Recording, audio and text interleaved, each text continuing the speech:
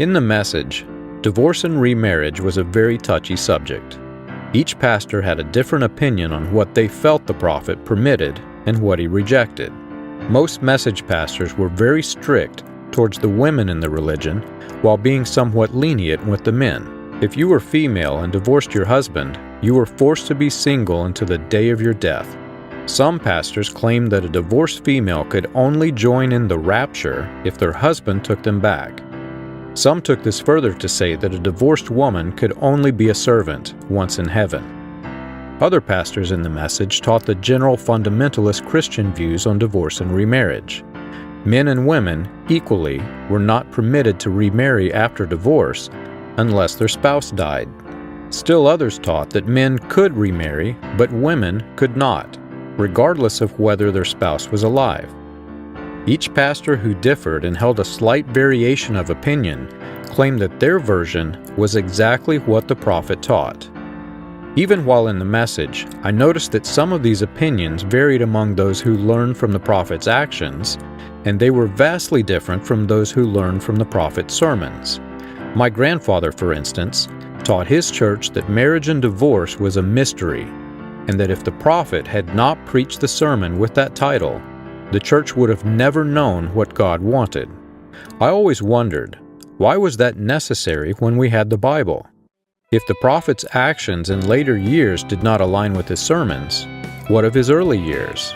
I knew that this was one subject that could offer some insight into the prophet's personal life, and that it might give a glimpse into the difference between the views of the prophet's stage personas. If the message pastors were not wrong in their opinion of what the prophet taught, even if they were polar opposite in their own opinions, then the prophet must have had conflicting doctrines in his sermons. I had seen the differences in the transcripts, and I had listened to them on multiple occasions using the recordings that we could access. In some instances, the prophet did not permit remarriage after divorce until the death of a spouse.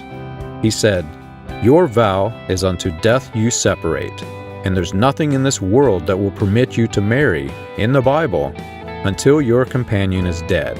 That's right. They're only grounds. There is no remarrying nowhere at all except a dead companion. In other instances, there were circumstances in which remarriage after divorce was permitted. Usually, those circumstances were only valid if the person seeking remarriage was male. In some cases, the conflicting doctrines were only a few months apart. For example, he said, "See, she's got a living husband, so no man could marry her. Care what she does and who she is, if she's got a living husband, there is no grounds for her at all. But it's not for him. Causes her, not him.